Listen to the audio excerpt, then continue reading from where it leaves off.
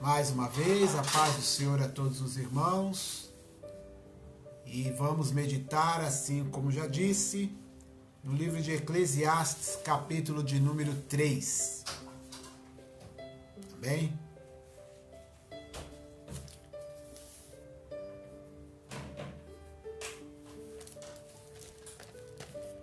Eclesiastes, capítulo de número 3.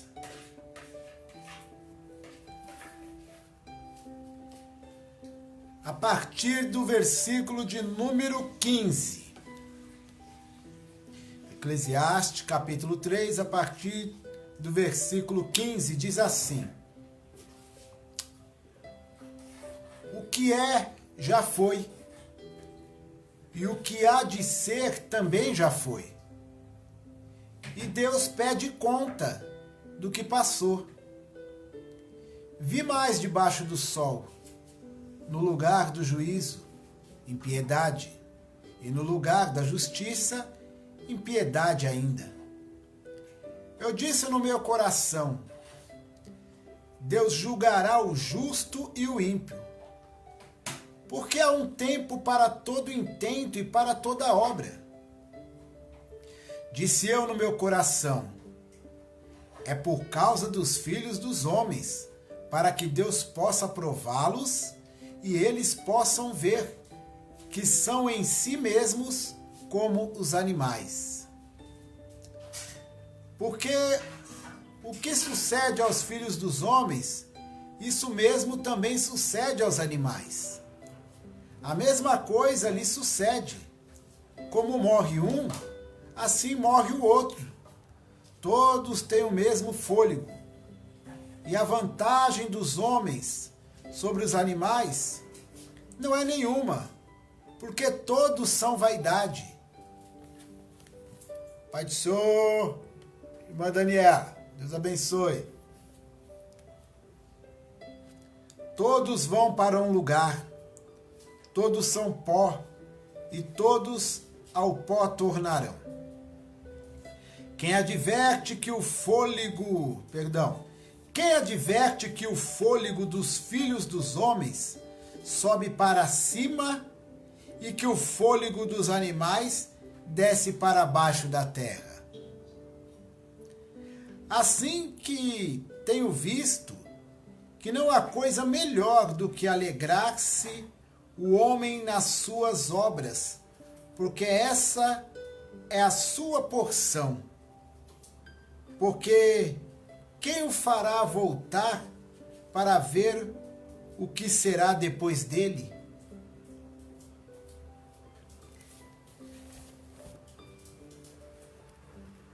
O tempo é um negócio interessante. E guarda isso. O tempo é pedagógico. O tempo é didático. O tempo ele é crucial. O tempo ele é pontual. O tempo ele não adianta e o tempo não atrasa. O tempo sempre está no tempo. O tempo nós não conseguimos correr dele. E o tempo nós não conseguimos nos atrasar em relação a ele. Porque em relação aos propósitos do tempo, relacionados à nossa vida, o tempo sempre está no tempo. Eu posso fazer coisas para que o tempo não exerça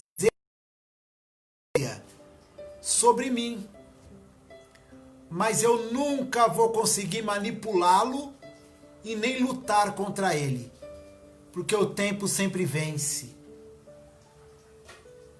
O tempo, ele muitas vezes se faz parecer ao favor dos presunçosos. Mas uma das características do tempo é surpreender o presunçoso.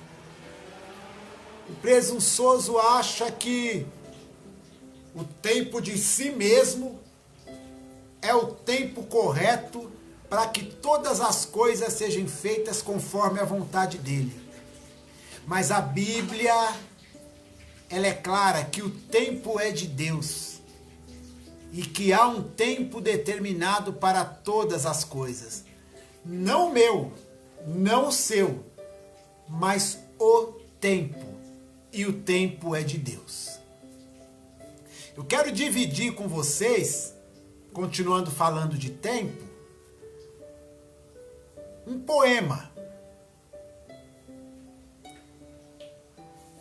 O autor do poema se chamava Frei Antônio das Chagas. Guarde esse nome. Vá na internet, anote e depois você medite nesse poema. Frei Antônio das Chagas, de Portugal, um poema de 1600, do período de 1600. Frei Antônio das Chagas, um português nascido em 25 de junho de 1631 e morto dia 20 de outubro de 1682. O nome do poema é Conta e Tempo. Conta e Tempo.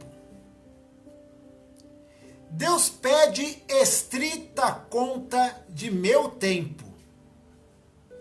E eu vou do meu tempo dar-lhe conta.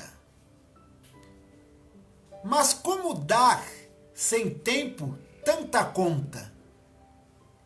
Eu que gastei sem conta tanto tempo? Para dar minha conta feita a tempo, o tempo me foi dado e não fiz conta. Não quis, sobrando tempo, fazer conta. Hoje quero acertar conta e não há tempo. Pai do Senhor Wesley, Deus abençoe, seja bem-vindo.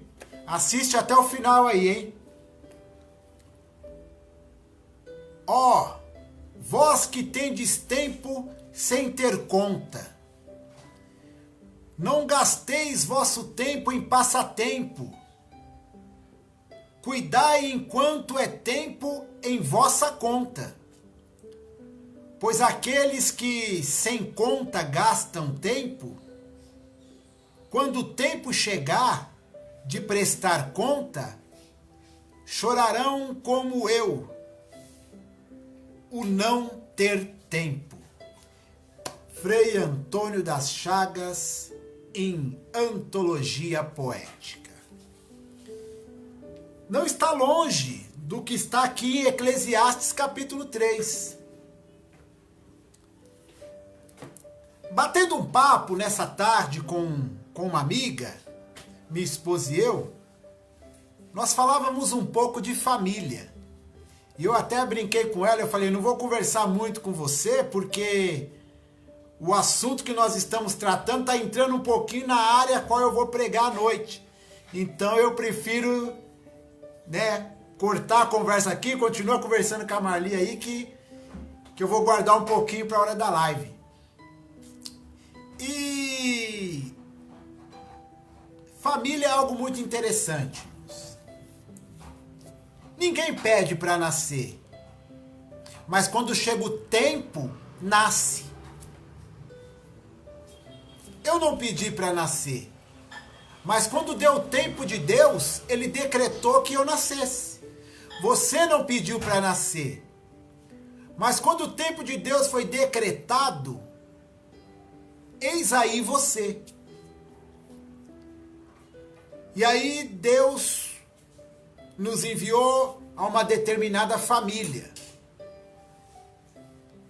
Alguns cresceram em família pobre, alguns nasceram em família rica, alguns nasceram e ralaram para conseguir o que possui hoje. E muitos nasceram no chamado berço de ouro e não escorreu um pingo de suor para que possuísse o que tem nas mãos hoje. Parece injusto, não parece? A gente entra um pouco na questão de oportunidade. Alguns tiveram muitas, outros tiveram poucas, mas também entramos na questão de ensinamento, né? Além da oportunidade, entramos na questão de ensinamento e na questão de um despertar próprio. Se falarmos da parábola do filho pródigo, que está em Lucas capítulo 15, nós vemos ali um filho que a Bíblia nos mostra que financeiramente ele vivia bem. Não porque ele pediu a herança, mas porque o texto nos mostra que o pai era um fazendeiro e abastado. A partir do momento que se apresentam-se muitos funcionários, entendemos que o dono dessa fazenda possuía bens. Não era um homem ruim de vida no termos financeiro. E um dia esse jovem, não sabemos se classe média alta ou rico literalmente, milionário, não sabemos.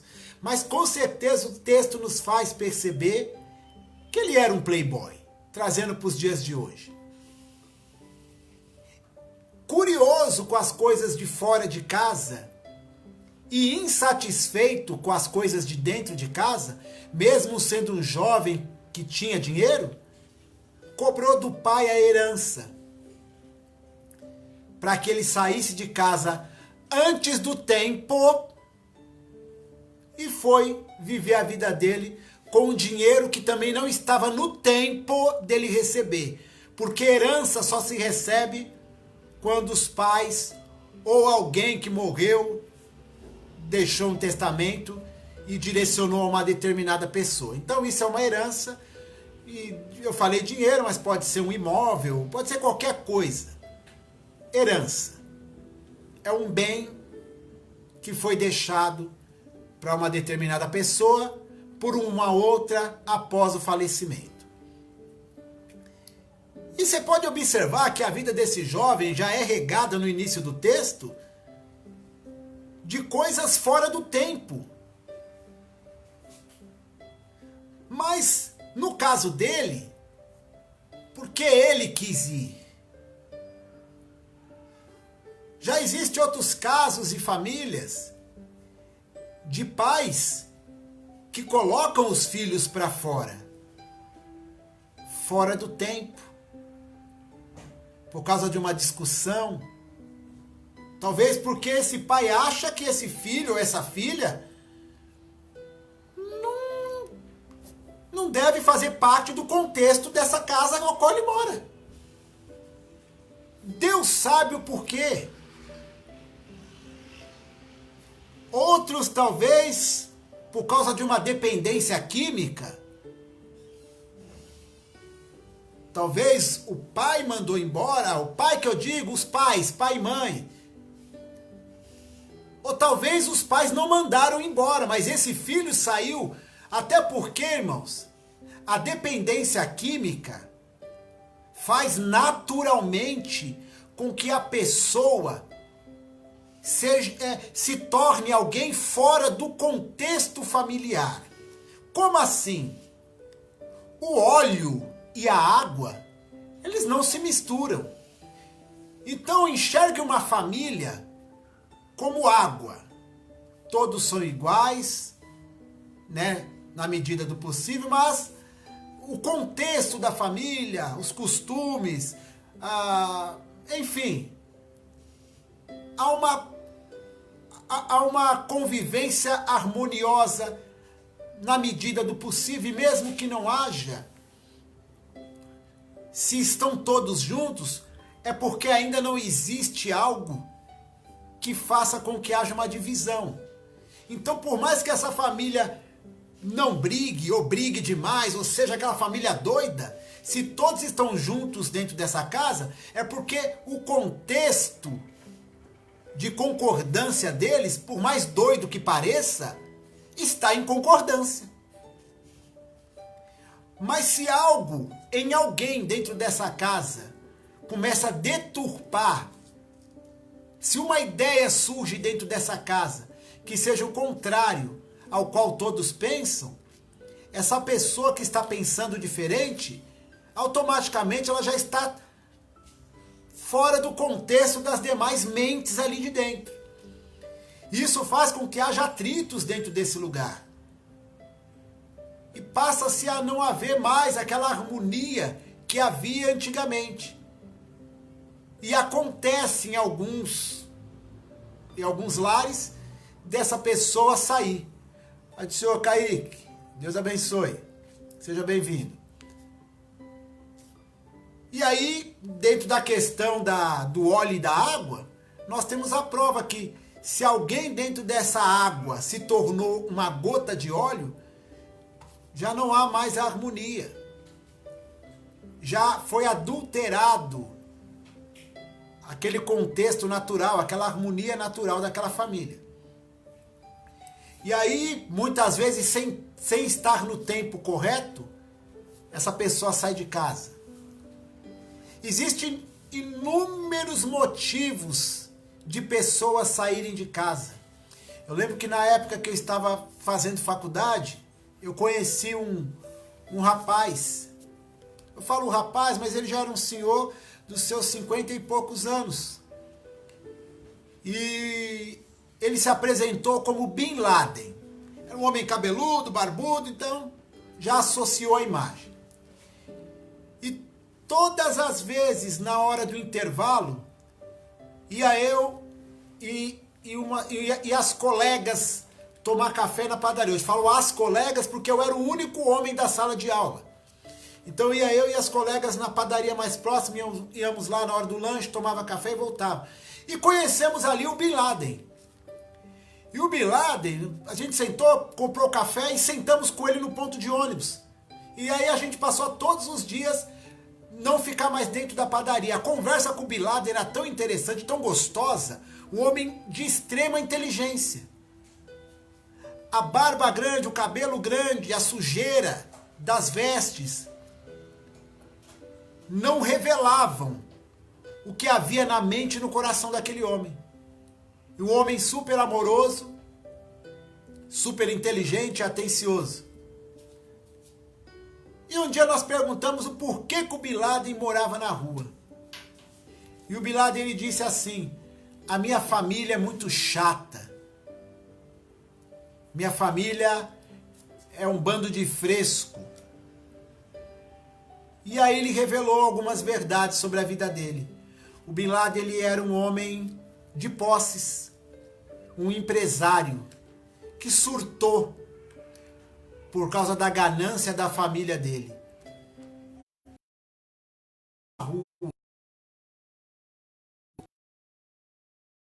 Justificável? Talvez sim, talvez. O tempo mostrará para ele e mostrará para a família se o que ele fez foi certo, se o que ele fez foi... Somos nós para julgar. Mas ele se mostrava um homem,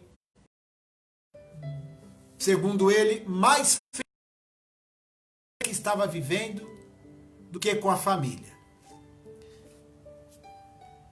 Há pouco tempo atrás, esposas reclamavam, filhos reclamavam, esposos reclamavam, famílias, pai, mãe ou filhos, não tinham. Pois bem, a Bíblia diz que há um tempo determinado para todas as coisas, que há o tempo de abraçar e há o tempo de deixar de abraçar.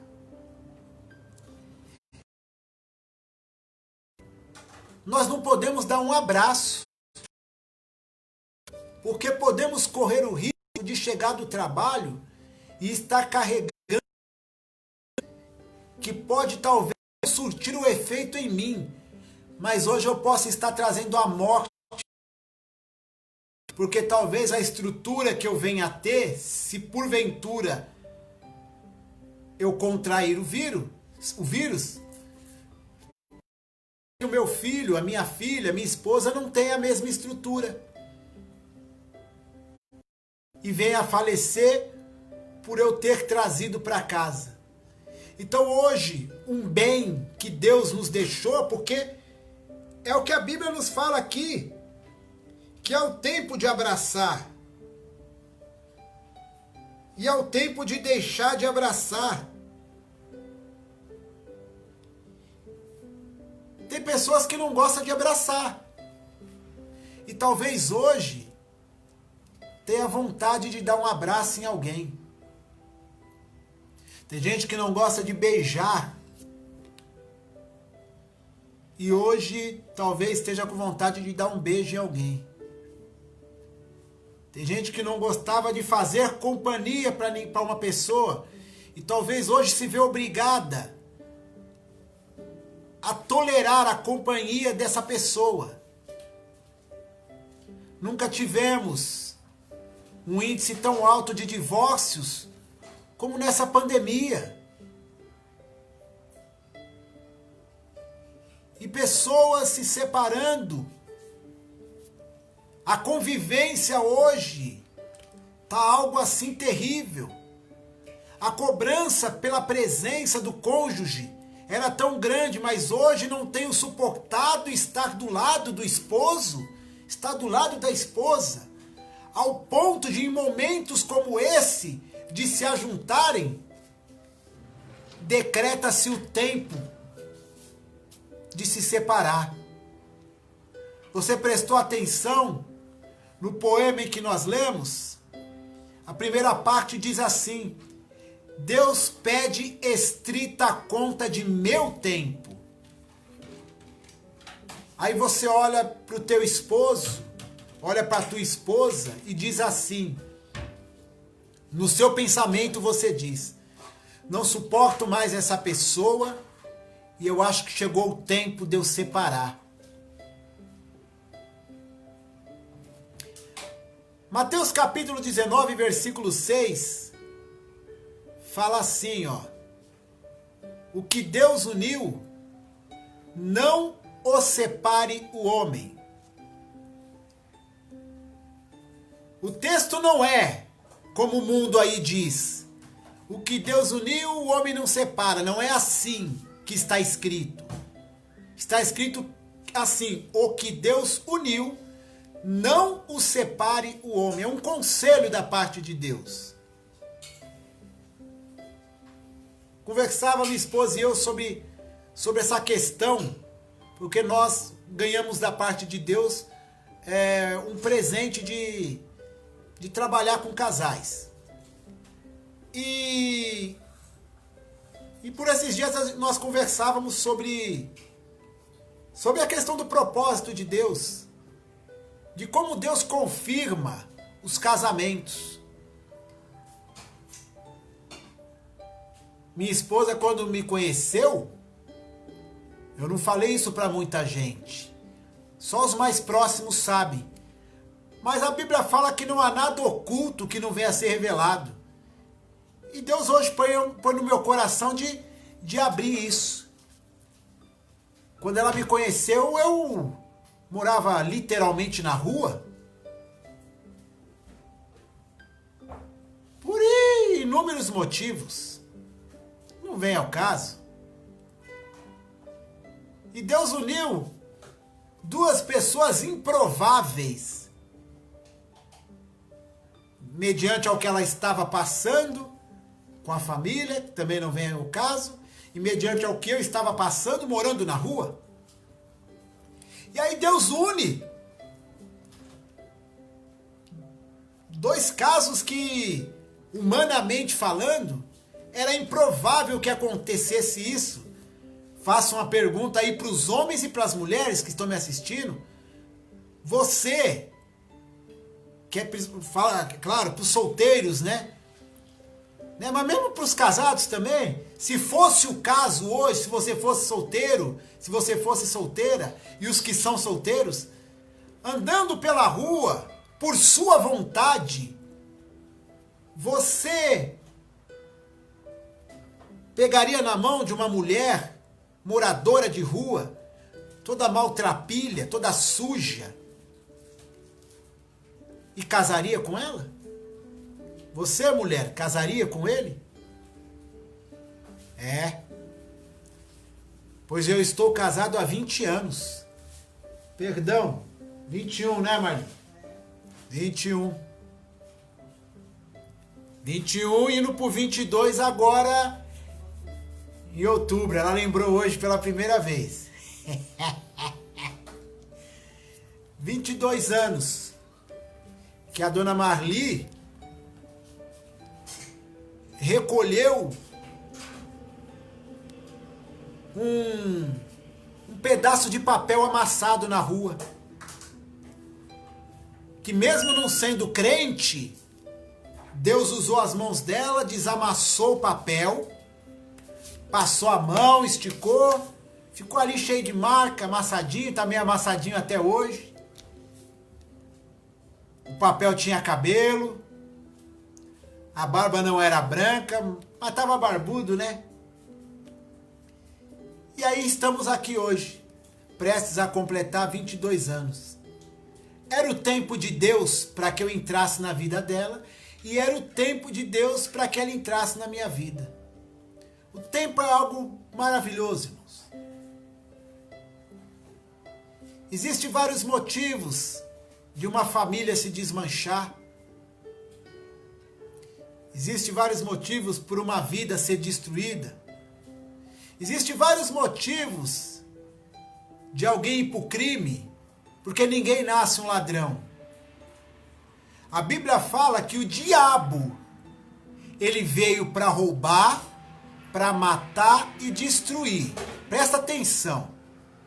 O diabo, ele é o responsável pelos roubos, pelas matanças e pela destruição. Então, se um jovem ou uma jovem, se um ser humano rouba, mata e destrói, o diabo está usando ele.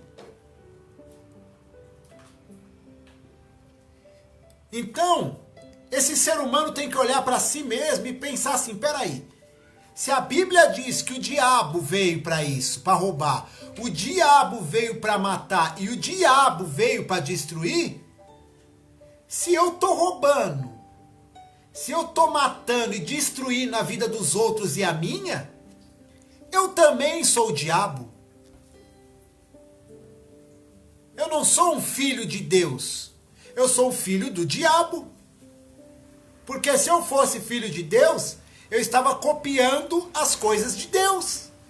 Eu estava lendo a Bíblia, eu estava ouvindo a palavra para aprender a palavra de Deus e fazer o que a palavra de Deus está ensinando. Jesus Cristo disse assim, ó, um de vocês é o diabo. Foi Jesus que disse. Falou, um de vocês, falou para os discípulos, um de vocês é o diabo, né? Mas ele estava falando de Judas Iscariotes. Por quê? Porque Judas, ele andava com Jesus.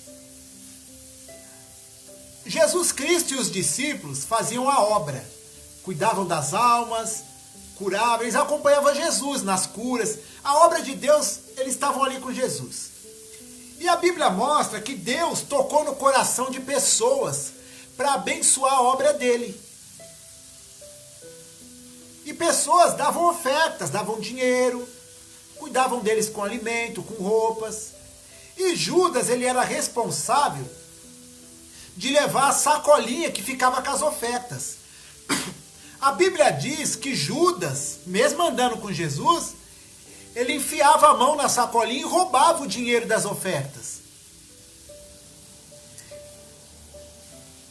O diabo veio para roubar, matar e destruir. E aí Jesus sabia disso. Jesus sabia, irmão. Se acha que Jesus não sabe quem rouba, quem mata, quem faz isso, quem adultera, quem trai o marido, quem trai a esposa? Deus sabe quem está fazendo isso. Você que é solteiro, que está fazendo sexo sem ser casado, que está se masturbando, você acha que Deus não sabe? Ah, irmão, mas eu não... Deixa eu te ensinar algo, jovem. No reino espiritual, o esperma é como um sangue branco. E tem pessoas que até manifestam demônio por causa disso. Porque no momento que você, jovem, está se masturbando, você leva para sua mente, para estimular a masturbação, desejos pecaminosos. E aí a tua mente vira uma oficina demoníaca. E aí você abre a porta da sua alma para o diabo entrar. E esses desejos da tua mente te levam a procurar mulheres. Ou para as meninas que estão ouvindo, levam você a procurar homens. Para saciar essa ânsia e esse desejo sexual. E aí o pensamento, os atos dentro de casa ou qualquer lugar que você faça isso, te induzem a buscar nas ruas. E aí você vai conhecer uma pessoa, essa pessoa também que você conheceu faz a mesma coisa e une o útil ao agradável, carnalmente falando.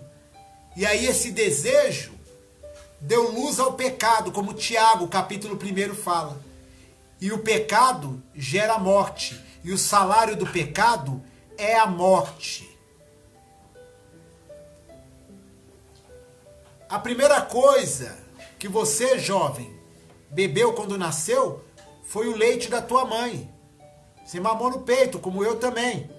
Agora, quando chegou o tempo, porque é o tempo para todas as coisas, a mãe tirou a criança do peito. Por que você não se viciou no leite materno e continua viciado, mamando no peito até hoje? Foi a primeira coisa, foi o primeiro alimento que você ingeriu. A primeira coisa que a sua mãe pôs na tua boca não foi a cerveja. Foi o leite materno. Então, se você conseguiu se libertar do leite materno, dá para você se libertar da cerveja também. Se você se libertou do seio e do leite materno da tua mãe, dá para você se libertar da cocaína também, da maconha também, do tráfico também, do roubo também, do crime também, em nome de Jesus. Salmos 119, versículo 126, diz assim: é tempo de operares, ó Senhor, é tempo de Deus operar na tua vida. Se tem algo que você precisa ser liberto, o tempo é hoje. E eis que Deus te liberta hoje, em nome de Jesus. Chegou o tempo hoje da tua libertação.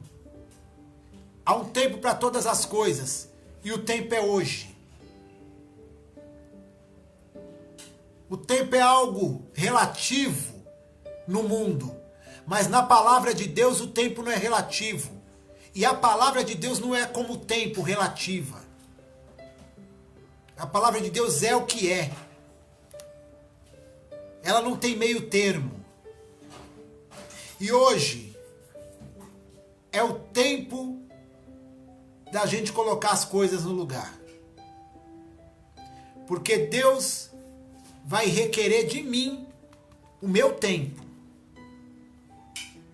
Se hoje Deus enviar um anjo para falar comigo e com você, dizendo: hoje chegou o dia da tua morte, será que dá tempo da gente colocar todas as coisas no lugar?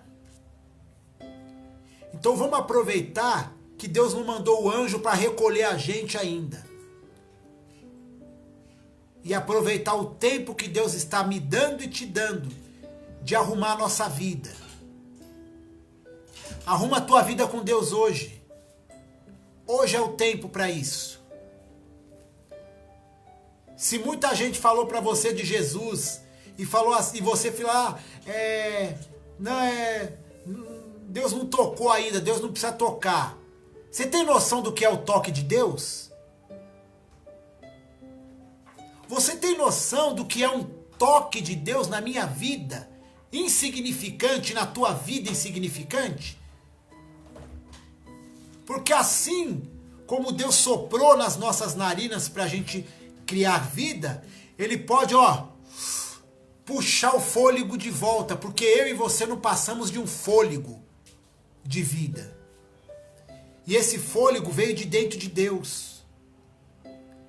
Quem te garante que você não vai morrer hoje? Quem te garante que não chegou o tempo de eu e você morrer hoje? Você tem certeza que vai continuar nessa vidinha que você tá?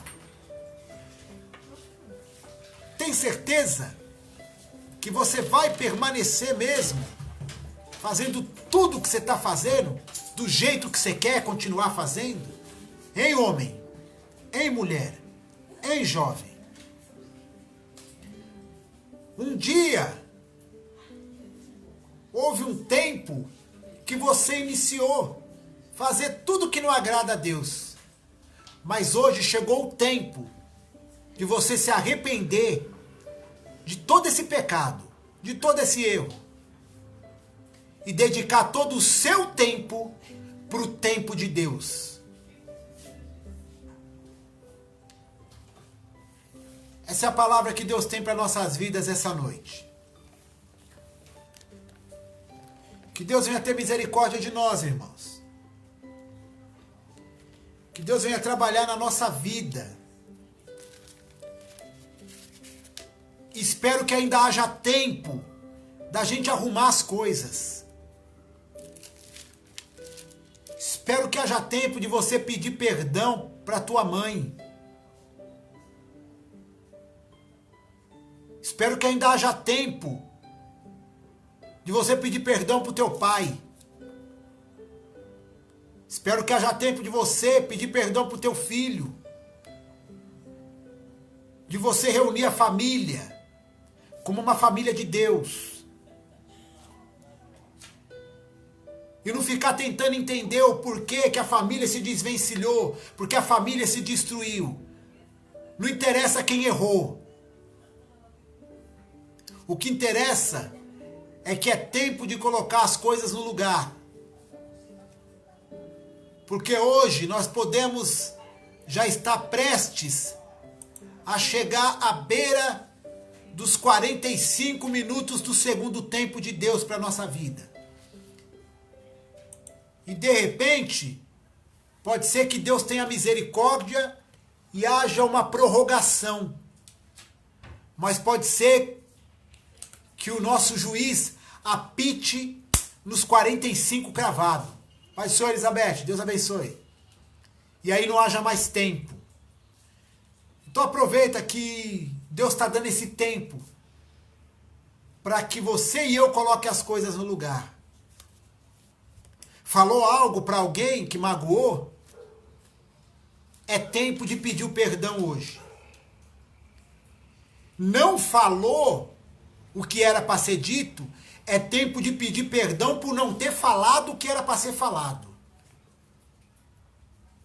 É tempo de colocar as coisas no lugar. É tempo, em nome de Jesus, é tempo. É tempo, antes que o tempo acabe. Vamos orar? Pai, em nome de Jesus Cristo, o Senhor sabe, Deus, o porquê cada homem, cada mulher assistiu essa live hoje. Talvez era o tempo, Deus, dessa pessoa ouvir essa palavra. Talvez nem ela e nem eu tenhamos muito tempo. E talvez chegou o tempo de o Senhor operar de uma maneira a qual vai surpreender muitos. Que em nome de Jesus Cristo, o Senhor venha abençoar esse homem, essa mulher, este pai, essa mãe, este filho, essa filha, esse neto, esse avô, esta avó, esse homem, essa mulher que está encarcerado numa prisão física ou numa espiritual. Em nome de Jesus, seja liberto hoje, homem. Seja liberta hoje, mulher, dessa prisão que te impede de se colocar no tempo de Deus e do tempo de Deus operar na tua vida para teu crescimento e para tua libertação. Que você seja abençoado, livre, liberto, para a glória do Senhor em nome de Jesus. Amém? Aceite Jesus enquanto é tempo, você que ainda não foi para Cristo. E deixa Deus trabalhar na tua vida.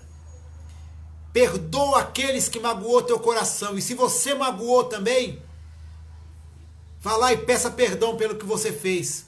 O tempo é hoje. O ontem não existe. E o amanhã também não. Eu e você só temos o hoje. Então aproveitemos o tempo do hoje, esse tempo presente, que é um presente de Deus para a minha vida e para a tua vida, e façamos o que é correto, em nome de Jesus. Que o grande amor de Deus, a graça do Senhor e Salvador Jesus Cristo e a comunhão do Espírito Santo esteja sobre a tua vida e a tua casa, sobre a tua chamada até a volta de Cristo. E todos venham dizer amém. Deus abençoe em nome de Jesus.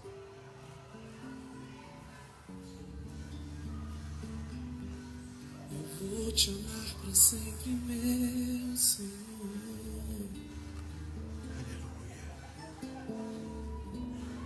Vou andar contigo, seja onde for. No mais alto monte estarei, no vale mais profundo eu irei. Onde for, te seguirei.